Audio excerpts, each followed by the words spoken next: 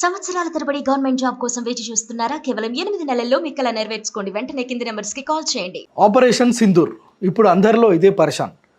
ఈ ఆపరేషన్ సింధూర్ని అర్ధాంతరంగా ఆపివేయడం వెనుక అసలు ఏం జరుగుతుంది అనేది భారత పౌరులంతా దీనిపైన అనేక చర్చలు జరుగుతున్నాయి. అయితే ప్రస్తుతం మనం ఈరోజు మధ్యాహ్నం తర్వాత కేంద్ర మంత్రులతో పాటు ఎన్డీఆర్ఎఫ్, ఎస్డీఆర్ఎఫ్ బృందాలతో పాటు స్థానికంగా ఉన్న ఎన్డీఎస్ అధికారులు ప్రత్యేకంగా ప్రధాని నరేంద్ర మోడీతో ఆయన నివాసంలో భేటీ అవ్వడం, అక్కడ చాలా కీలకమైన అంశాలపైన చర్చించడం ఒక ప్రాధాన్యతను సంతరించుకుంది. అయితే భారత్ పాక్ సరిహద్దు ప్రాంతాల్లో జరుగుతున్న ఈ భీకరమైన యుద్ధం ఒక్కసారిగా రెండు దేశాలు కూడా కాల్పుల విరమణను అంగీకరించాయి. ఇప్పుడు ప్రశాంతంగా ఉందనుకున్నాం, కానీ రాత్రి మనం చూసాం, మనకున్న ఇన్పుట్స్ ప్రకారం నైటు జమ్మూ కాశ్మీర్ తదితర ప్రాంతాల్లో పాక్కు సంబంధించిన డ్రోన్లు భారతదేశం వైపుగా వస్తుంటే వాటిని మన వాళ్ళు ఆకాశంలోనే కూల్చివేయటం చూస్తున్నాం. ప్రస్తుతం ఈరోజు జరిగిన సమావేశంలో అయితే పాక్ కాల్పుల విరమణను విరుద్ధంగా అక్కడి నుంచి తూటాలు లేదంటే డ్రోన్లు కనుక ఇక్కడికి పంపిస్తే మేము ఇక్కడ నుంచి మీరు గోలీ వేస్తే మేము గోలా పంపిస్తామని చెప్పి స్వయంగా దేశ ప్రధాని నరేంద్ర మోడీనే చెప్పడం మనం చూస్తున్నాం. అయితే ఇప్పటివరకు ఒక లెక్క అని మనం నిన్నటి వరకు అనుకున్నాం. అయితే కానీ ఇప్పటి నుంచి దాదాపు నిన్నటి వరకు కాల్పుల విరమణ, నిన్న సాయంత్రం 5 గంటలకి కాల్పుల విరమణకు సంబంధించి ఇరు దేశాలు కూడా ఒక అండర్స్టాండింగ్కి వచ్చాయి. తర్వాత ఓకే, యుద్ధం అయిపోయింది, పాకిస్తాన్ భారత్ మధ్య ఎలాంటి సమస్య ఉండదు, అక్కడున్న ప్రజలు కూడా కొంత ఊపిరి పీల్చుకున్న ఆ సమయంలో ఒక్కసారిగా రాత్రి వచ్చిన డ్రోన్లు కావచ్చు, రాత్రంతా జరిగిన పరిణామాల దృష్ట్యా ఈరోజు ప్రత్యేక సమావేశం నిర్వహించిన త్రివిధ దళాలతో దేశ ప్రధాని నరేంద్ర మోడీ ఏర్పాటు చేసిన ప్రత్యేక సమావేశంలో చాలా కీలకమైన అంశాలను అయితే చర్చించడం మనం చూస్తున్నాం. ఏదైతే పాకిస్తాన్ విషయంలో మాకున్న వైఖరి ఎప్పుడు కూడా మారదు. ఏదైతే పాకిస్తాన్ ఆక్రమిత కశ్మీర్ ఏదైతే ఉందో అది ఖచ్చితంగా భారత్దే, భారత్లో అంతర్భాగమే పిఓకే.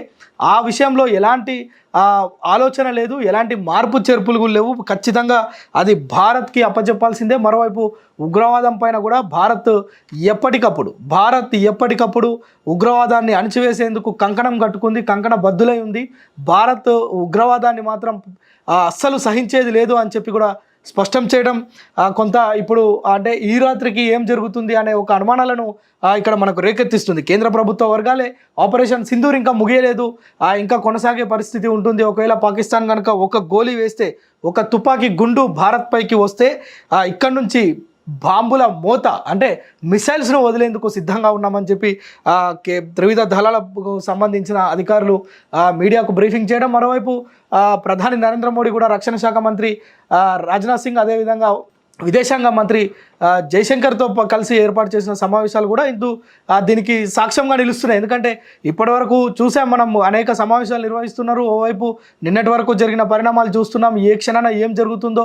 ఓవైపు పాకిస్తాన్ అణుబాంబులు వేస్తుందనే ఒక వార్తలు కూడా చక్కర్లు కొట్టాయి. మరోవైపు పాకిస్తాన్ను ప్రపంచపటంలో లేకుండా చేస్తుంది భారత్ అని మనం చాలాసార్లు చాలా వార్తలు బయటకు వచ్చిన సందర్భంలో ఇప్పుడు ఒక్కసారిగా కాల్పుల విరమణకు సంబంధించి ఇరు దేశాలు ఏకతాటిపైకి రావటం, ఒక్కసారిగా అర్ధాంతరంగా అంటే దేశ ప్రజలంతా పాకిస్తాన్ను మట్టుబెడుతుంది దెబ్బతోటని ఎదురు చూస్తున్న క్రమంలోనే కేంద్రం ఒక కీలకమైన నిర్ణయం తీసుకొని రెండు దేశాల మధ్య విదేశాంగ మంత్రులు ఈ యొక్క తుపాకులు విడనాడాలి, శాంతికి నెలకొల్పాలి అనే విధంగా ఒక అండర్స్టాండింగ్కి రావటం అయితే దేశ ప్రజలందరూ నిజానికి పాకిస్తాన్లో ప్రజలందరూ కూడా ఆ యొక్క కాల్పుల విరమణ ఒప్పందం తర్వాత పాకిస్తాన్లో ప్రతి పౌరుడు కూడా ఎంజాయ్ చేస్తున్న పరిస్థితి, వాటిని మిఠాయిలు పంచుకొని. ఎందుకంటే నిన్నటి వరకు బిక్కుమంటూ బతికిన పాకిస్తాన్ వీళ్ళంతా కూడా ఇప్పుడు ఒకసారి సంబరాలు జరుపుకుంటున్నారు. మరోవైపు అక్కడ తుపాకులు అదేవిధంగా మిసైల్స్ లాంటివి భుజాన పెట్టుకొని డ్యాన్సులు చేస్తున్న పరిస్థితి. కానీ భారతదేశంలో మాత్రం ఏ ఒక్కరు కూడా ఈ యొక్క యుద్ధం ఆపడంతో సంతృప్తిగా లేరు. ఎందుకంటే పాకిస్తాన్ చేస్తున్న ఈ యొక్క దుర్మార్గమైన క్రియలు, నీచమైన క్రియలు, ఇవన్నీ యుద్ధ నీతి తప్పిన ఈ పనులన్నిటి పట్ల భారత్ కఠినంగా వ్యవహరిస్తుంది. ఈ దెబ్బతోటి పాకిస్తాన్కి భారత్కి ఉన్న ఈ యొక్క వైరం మొత్తం తొలగిపోతుంది.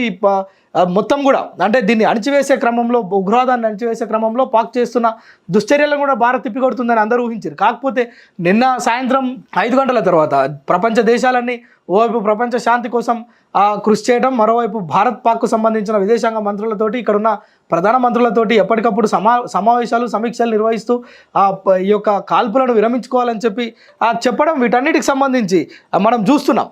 దీనికి సంబంధించి అన్ని దేశాల నుంచి కూడా ఒత్తిళ్లు రావడంతో ఇక్కడ కేంద్రం ఒక నిర్ణయం తీసుకుంది. అంటే ఈ యొక్క దేశాల మధ్య జరుగుతున్న ఈ యుద్ధాన్ని నిలిపివేద్దామనే ఆలోచనకు వచ్చింది. అయితే ప్రస్తుతం మాత్రం అలాంటిది ఏది లేదు. ఆపరేషన్ సింధూర్ ఇంకా కొనసాగుతుంది. వారు ఒక గోలీ వేస్తే పాకిస్తాన్ నుంచి ఒక్క గోలీ ఇక్కడ పడితే మా దగ్గర నుంచి పెద్ద ఎత్తున దాడులు చేసేందుకు, బాంబులు పేల్చేందుకు సిద్ధంగా ఉన్నాం. అదే విషయాన్ని త్రివిధ దళాధిపతులకు కూడా నరేంద్ర మోడీ స్పష్టంగా చెప్పినట్లు కూడా మనకు తెలుస్తుంది. ఏదైతే ప్రధాని నరేంద్ర మోడీ నివాసంలో సమావేశం కాగానే మనకు వచ్చిన ఇన్పుట్స్ ఏంటంటే మొత్తం కూడా వారికి ఫుల్ పవర్స్, అంటే ఇప్పటికే పెహల్గాం దాడి తర్వాతనే మన త్రివిధ దళాలకు భారత ప్రధాని వారి యొక్క చర్యలపైన పూర్తి విశ్వాసం ఉంది, పూర్తి భరోసా ఉంది. భద్రత కల్పించే దిశగా భారత త్రివిధ దళాలు పనిచేస్తాయి, మరోవైపు ఉగ్రవాదాన్ని మట్టుపెడతాయని చెప్పి పెహల్గాం దాడి తర్వాత స్వయంగా కేంద్ర మంత్రులు కావచ్చు, ప్రధానమంత్రి కూడా ఈ విషయాన్ని చెప్పడం మనం చూసాం. సో ఇప్పుడు కూడా మరొకసారి అదే విషయాన్ని ప్రస్తావిస్తున్నారు.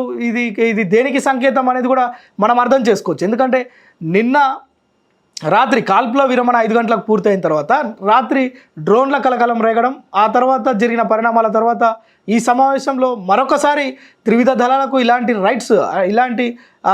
రైట్స్ ఇవ్వడంతో ఈ రాత్రికి ఏం జరుగుతుందనే ఒక ప్రశ్న మాత్రం అందరిలో మెదులుతుంది. మొత్తానికి పిఓకే విషయంలో మాత్రం భారత్ తగ్గేది లేదు.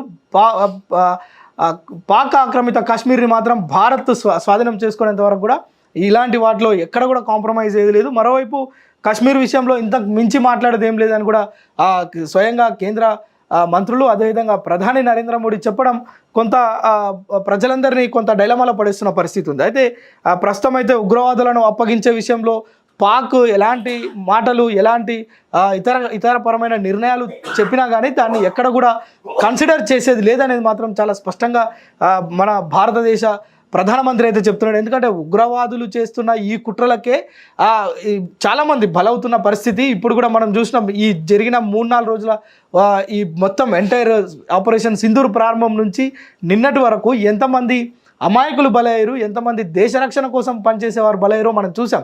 ఎన్ని కుటుంబాలు శోకసంద్రంలో నిండాయో, ఎంతమంది అంటే కొత్తగా పెళ్ళై బార్డర్కి వెళ్ళి విధులు నిర్వర్తించే ఒక జవాన్ కూడా మృతి చెందడంతో ఆ కుటుంబము ఆ యొక్క ముక్కుపచ్చలారని, అంటే ఆ యొక్క పారాని ఆరని పెళ్లి కూతురు కూడా కన్నీటి పర్యంతం అవుతున్న విషయాలు మనం భారత్లో చూస్తున్నాం.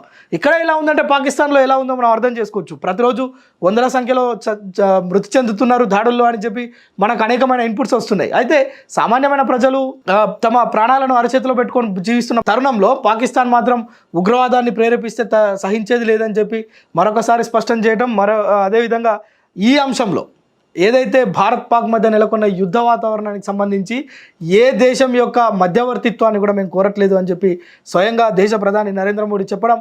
నిన్న మనం చూసాం, నిన్న సాయంత్రం అమెరికా ప్రెసిడెంట్ డొనాల్డ్ ట్రంప్ తన అఫీషియల్ ఖాతాలోనే, ఎక్స్ ఖాతాలోనే మా యొక్క కృషి ఫలించింది, 2 దేశాల మధ్య సఖ్యత కుదిరింది, కాల్పుల విరమణ ఒప్పందాన్ని ఈ 2 కూడా అంగీకరించాయి, దీనికి మేము సంతోషిస్తున్నామని చెప్పి స్వయంగా ఆయన ఆ విధంగా ట్వీట్ చేస్తే, ఎక్స్లో పోస్ట్ చేస్తే, ప్రస్తుతం భారతదేశ ప్రధాని నరేంద్ర మోడీ మాత్రం ఈ అంశంలో ఎవరి మధ్యవర్తిత్వాన్ని కూడా భారత్ కోరట్లేదు, మాకు అంత అవసరం లేదని కూడా చెప్తుంది. అయితే వీటన్నిటి పరిణామాల దృష్ట్యా ఈ రాత్రికి ఒకవేళ మరొకసారి ఆపరేషన్ సింధూర్ 2.0 కంటిన్యూ చేసే అవకాశం ఉందా అనేది మాత్రం మనకు తెలియాల్సి ఉంది.